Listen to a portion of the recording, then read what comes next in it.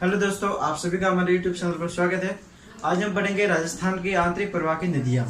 इसके अंतर्गत हमने घग्गर नदी पढ़ ली है। अगर अभी तक आपने वो वीडियो नहीं देखा है तो डिस्क्रिप्शन में लिंक है, वहाँ जाकर आप वो वीडियो जरूर देखें।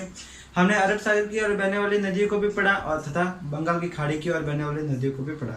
अब हम कुछ और आंतरिक प्रवाह की प्रमुख नदियों के बारे में पढ़ते हैं। इसमें आज हम पहली नदी है कांतली नदी। कांतली नदी, ठीक है। कांतली नदी के बाद और भी बहुत सी नदियां हैं, जैसे कि साबी नदी, रूपारेल नदी आदि। इनके बारे में भी हम पढ़ेंगे। तो सबसे पहले हम पढ़ते हैं कांतली नदी के बारे में। तो कांतली नदी का उद्गम कहाँ पर होता है? तो कांतली नदी का उद्गम सीकर जिले की खंडेला की पहाड़ी से, ठीक है। तो सीकर जिले की खंडेला की पहाड़ी से कांतली नदी का उद्गम सीकर जिले की खंडेला की पहाड़ी से होता है तथा इसका जो पर्वत क्षेत्र है वह तोरावटी कहलाता है। इसका जो पर्वत क्षेत्र है वह तोरावटी कहलाता है। तोरावाटी या तोरावटी, ठीक है। इसका पर्वत क्षेत्र तोरावटी कहलाता है। इसकी जो लंबाई है, इसकी लंबाई 134 किलोमीटर है। वैसे ये सभी बुकों में थोड़ा बहुत अलग अलग दिया हुआ होता है, तो इसलिए आप इस लंबाई पर ज़्यादा फोकस ना करें, ठीक है। एक इसकी और एक प्रमुख विशेषता है जो बहुत ही महत्वपूर्ण है। तो ये विशेषता है कि जो प्राचीन कालीन जो ताम्रयुगीन सभ्यता है, गणेश्वर सभ्यता, ताम्रयुगीन गणेश्वर सभ्यता है, वह इसी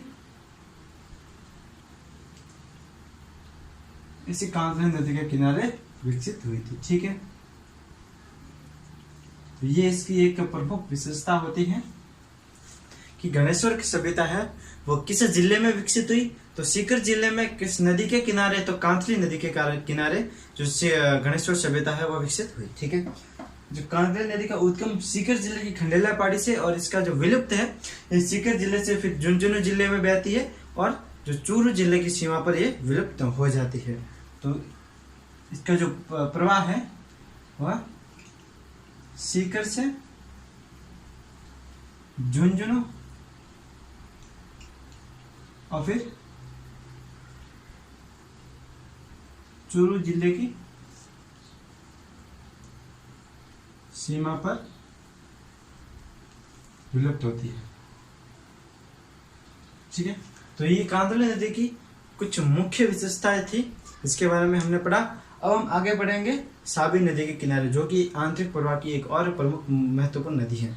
तो आगे बढ़ते हैं साबी नदी के बारे में। तो अब हम पढ़ते हैं साबी नदी के बारे में, ठीक है। तो अब हमारी नदी है साबी नदी। साबी नदी का उद्गम है वो सेवर की पहाड़ियों से होता है। सेवर की पहाड़ियां जयपुर से, ठीक है, जो कि जयपुर तथा सीकर जिले की सीमा पर स्थित है, ठीक है। ये जयपुर से अलवर जिले में बहती है। अलवर जिले के कुछ तहसीलों में बहती है, फिर हरियाणा में प्रवेश करती है, ठीक है। हरियाणा में गुड़गांव के निकट ये पटौदी के उत्तर में विलुप्त हो जाती है। तो हरियाणा में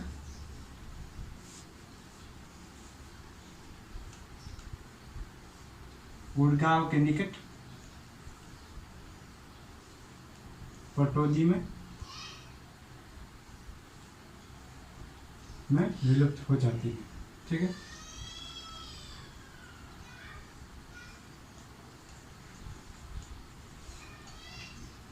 तो ये साबी नदी हो गई। अब हम पढ़ते हैं मेंथा नदी के बारे में, ठीक है। तो अगली हमारी नदी है मेंथा नदी। मेंथा नदी का जो उद्गम है वो जयपुर से होता है। जयपुर के मनोहरपुर के निकट, ठीक है। तो जयपुर के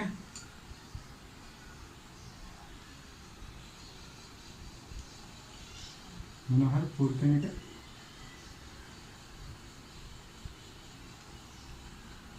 मनोहरपुर के निकट से इसे मेहता नदी का उद्गम होता है, ठीक है। और फिर ये जयपुर से नागौर जिले में बहती है और नागौर में सामर झील में गिर जाती है, ठीक है। तो ये नागौर में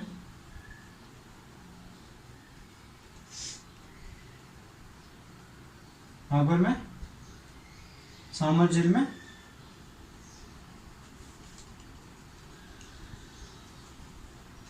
सामर झील में गिर जाती है, ठीक है। आगे हम ये नागौर है, आगे हम अन्य 2 नदी और है प्रमुख नदी जिसके बारे में पढ़ते हैं, तो आप वीडियो में बने रहना, ठीक है। अब हम पढ़ते हैं रूपारेल नदी के बारे में, ठीक है। अब हमारी नदी है रूपारेल। इस नदी का जो उद्गम है वह अलवर जिले के थानागाजी रिजर्व फॉरेस्ट की उदयनाथ की पहाड़ियों से। तो अलवर के थानागाजी रिजर्व फॉरेस्ट की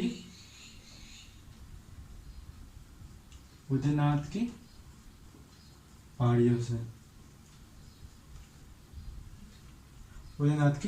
से, फिर ये अलवर से भरतपुर जिले में बहती है और भरतपुर जिले में बहती हुई भरतपुर में कुशलपुर के निकट ये विलुप्त हो जाती है।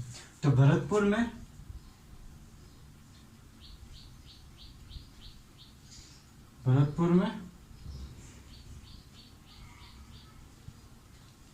कुशलपुर के निकट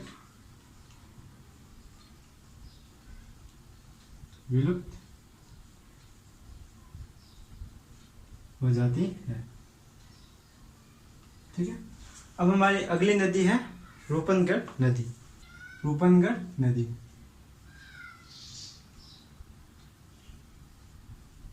ये नदी अजमेर के नागपाड़ रिजर्व फॉरेस्ट से निकलकर नागौर में सांबर झील में मिल जाती है, ठीक है। तो अजमेर के नागपाड़ रिजर्व फॉरेस्ट से निकलकर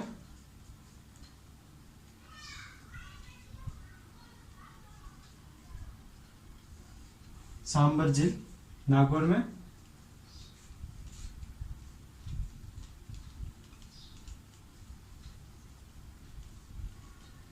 सांबर झील में मिल जाती है,